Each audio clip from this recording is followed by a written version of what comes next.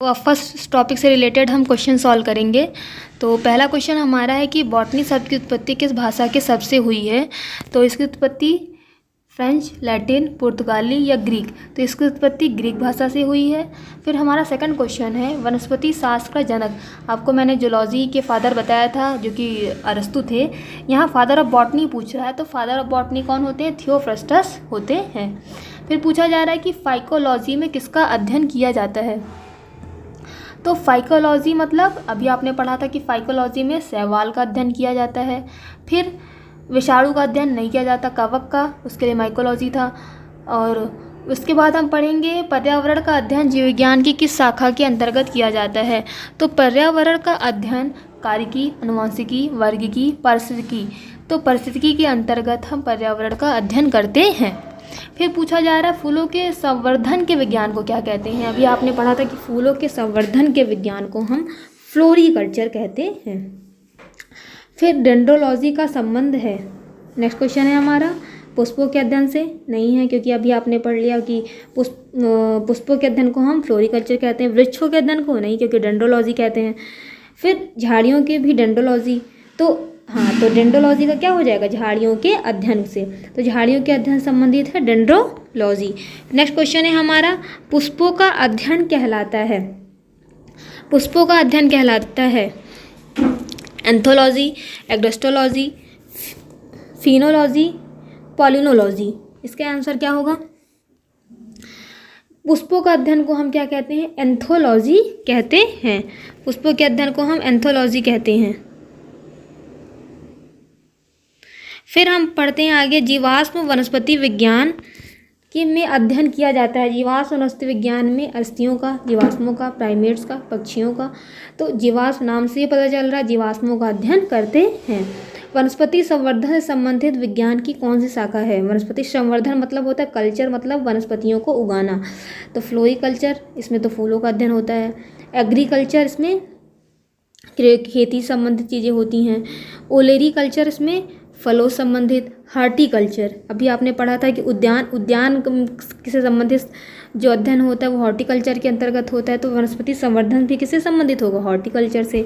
फिर है जीवों एवं वातावरण की अंतर अभिक्रिया से संबंधित जीव विज्ञान की शाखा है, मतलब ऐसी शाखा या ऐसा वातावरण जिसके अंदर हम प्लांट को भी रख सकते हैं और जंतुओं को भी रखते हैं, तो वह पारिस्थितिकी कहलाती है। नेक्स्ट क्वेश्चन है हमारा वनस्पति विज्ञान की वह शाखा जिसमें शैवालों का अध्ययन किया जाता है।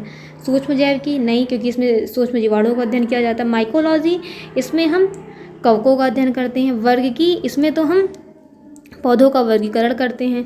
तो हमारा आंसर क्या हो जाएगा? फाइकोलॉजी। फाइकोलॉजी में हम शैवालों का अध्ययन करते हैं।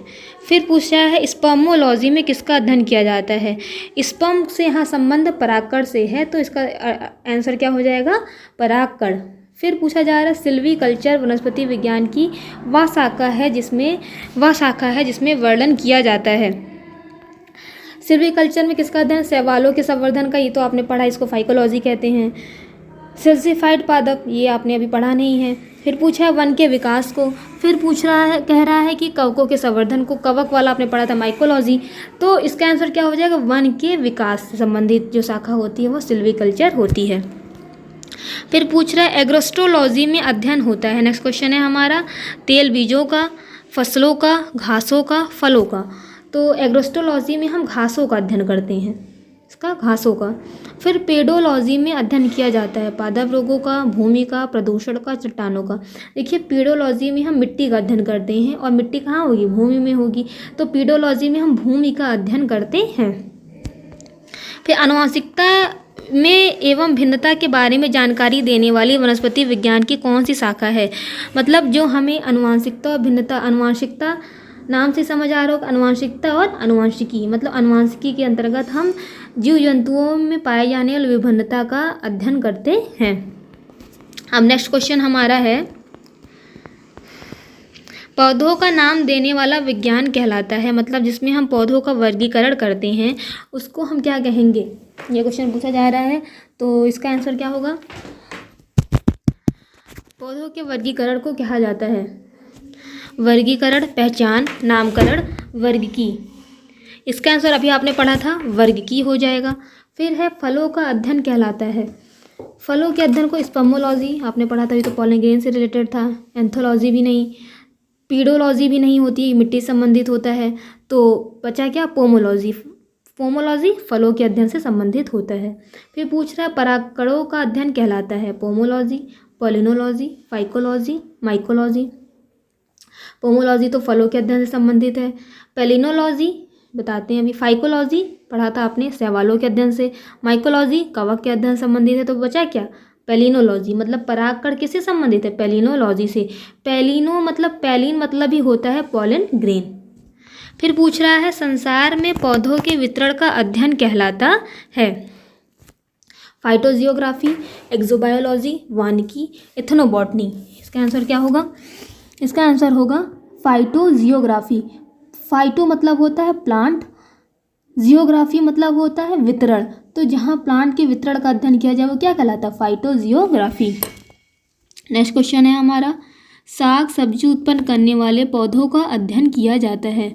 तो साग सब्जी उत्पन्न करने ओलेरीकल्चर इसको कहेंगे कि सेरीकल्चर। सेरीकल्चर आपने पढ़ा था कि इसमें तो रेशम पालन किया जाता है। सिल्वीकल्चर पढ़ा था वनों से संबंधित। पिसीकल्चर पढ़ा था मछलियों के अध्ययन से। तो हमारा क्या बचता है एक आंसर, ओलेरीकल्चर। तो ओलेरीकल्चर के अंतर्गत हम साग सब्जी का अध्ययन करते हैं। ऐसे सारे अगर आप ऑप्शन के बारे में जानते रहेंगे तो जो बचेगा समझ लीजिए वही आपका आंसर है। एनुअल रिंग का अध्ययन किया जाता है, यह क्वेश्चन पूछा गया है। डेंड्रोलॉजी इसमें आपने पढ़ा था कि इसमें झाड़ियों का अध्ययन किया जाता है। एग्रोनॉमी घासों का अध्ययन किया जाता है इसमें। हॉर्टिकल्चर आपने पढ़ा था, इसमें उद्यान से संबंधित चीज़ों का अध्ययन किया जाता है। तो बचा क्या, डेंड्रोक्रोनोलॉजी। फिर नेक्स्ट क्वेश्चन है हमारा सजावटी वृक्ष तथा झाड़ियों के संवर्धन से संबंधित अध्ययन कहलाता है एग्रोनॉमी। अभी बताया था, ये आंसर होगा नहीं इसका। ओलेरीकल्चर, सिल्वीकल्चर वन से संबंधित है। तो इसका सही आंसर होगा आर्बोरीकल्चर। नेक्स्ट क्वेश्चन है पौधों की आंतरिक संरचना का अध्ययन कहलाता है। आंतरिक संरचना का अध्ययन आकार की, वर्ग की, शारीरिकी, औतिकी। औतिकी में हम ऊतकों का अध्ययन करते हैं। आकारिकी में हम उनके बाह्य संरचना का अध्ययन करते हैं। वर्गिकी में हम उनका वर्गीकरण करते हैं। शारीरिकी में हम उनकी आंतरिक संरचना का अध्ययन करते हैं। तो इसका आंसर क्या हो जाएगा, शारीरिकी। नेक्स्ट क्वेश्चन है हमारा पादप विज्ञान की शाखा कवक शास्त्र में किसका अध्ययन किया जाता है। देखिए कवक में अभी आपको मैंने बताया था कि जो हम मशरूम खाते हैं वह भी किसके अंतर्गत आती है, कवक के अंतर्गत आती है। उसी तरीके से जो हमारे अचार के डिब्बे में फफूंद लग जाती है, हमारे ब्रेड में फफूंद लग जाती है, वो भी क्या एक प्रकार का कवक है। तो कवक शास्त्र में हम किसका अध्ययन करते हैं, फफूंद को। और इसी फफूंद को हम क्या कहते हैं, कवक कहते हैं। तो इसका आंसर क्या हो जाएगा, फफूंद। नेक्स्ट क्वेश्चन है हमारा वृक्ष संवर्धन किसका अध्ययन है। वृक्ष संवर्धन मतलब वृक्षों को बड़ा करना है, वृक्षों के कल्चर में, कल्चर को किसका अध्ययन कहा जाता है, वृक्षों वनस्पतियों की खेती, पादप जीव विज्ञान, जीवन का विज्ञान, बागवानी कला, फसल उगाने की कला। तो इसका सही आंसर है वृक्षों एवं वनस्पति की खेती। नेक्स्ट क्वेश्चन है हमारा जीव द्रव्य के पृथक्करण एवं संयोजन से संबंधित वनस्पति विज्ञान की शाखा कहलाती है। देखिए अभी आप जीव द्रव्य के बारे में आपने पढ़ा नहीं है, लेकिन अभी आपको मैं नेक्स्ट सेशन में पढ़ाऊंगी। जीव द्रव्य मतलब प्रोटोप्लाज्म होता है और यह सेल में पाया जाता है। इसके पृथक्करण संयोजन संबंधित वनस्पति विज्ञान की शाखाओं को क्या कहते हैं। अगर इस क्वेश्चन का हम आंसर दें तो इसका क्या आंसर हो जाएगा, टिश्यू कल्चर। वैसे भी अगर देखा जाए तो एग्रीकल्चर कृषि से संबंधित, हॉर्टिकल्चर उद्यान संबंधित, एक्वा मतलब होता है तालाब या पानी, तो यह तालाब से संबंधित है। तो टिश्यू कल्चर इसका सही आंसर है। डॉट डॉट काई की तरह के प्राचीन पौधों का अध्ययन है जो नम आर्द्र वातावरण में बढ़ता है। Ethnobotany, palaeology, diology, dendrology. इसका सही आंसर होगा ब्रायोलॉजी। ब्रायोलॉजी में हम काई की तरह जो प्राचीन पौधे होते हैं उनका अध्ययन करते हैं। नेक्स्ट क्वेश्चन है हमारा कोशिका के वैज्ञानिक अध्ययन को क्या कहते हैं। तो कोशिका के वैज्ञानिक टैक्सोनॉमी आपने पढ़ा है कि इसमें वर्गीकरण किया जाता है, ये तो है नहीं, होगा नहीं आंसर। फिर हिस्टोलॉजी, इसमें फिजियोलॉजी, उसके बाद शैवाल का अध्ययन किया जाता है। और साइटोलॉजी में हम कोशिका द्रव्य का अध्ययन करते हैं। और हिस्टोलॉजी में हम कोशिका का अध्ययन करते हैं। तो इसका सही आंसर हो जाएगा हिस्टोलॉजी। कोशिका के वैज्ञानिक अध्ययन किया जाता है, सॉरी इसका आंसर हो जाएगा साइटोलॉजी। हिस्टोलॉजी में हम ऊतक का अध्ययन करते हैं। तो साइटोलॉजी में हम कोशिका द्रव का अध्ययन करते हैं, जो कि कहाँ पाई जाती है, कोशिका में पाई जाती है, इसीलिए इसका सही आंसर होगा साइटोलॉजी। नेक्स्ट क्वेश्चन है हमारा, विज्ञान की वह शाखा जो किसी पौधे के जीवन चक्र में समाविष्ट सभी आवधिक घटनाओं के अनुक्रम से संबंधित हैं, जो कि फसल की वानस्पतिक और प्रजनन विकास अवधि पर मौसम की गतिशीलता को समझने में सहायता करती है, उसे क्या कहते हैं?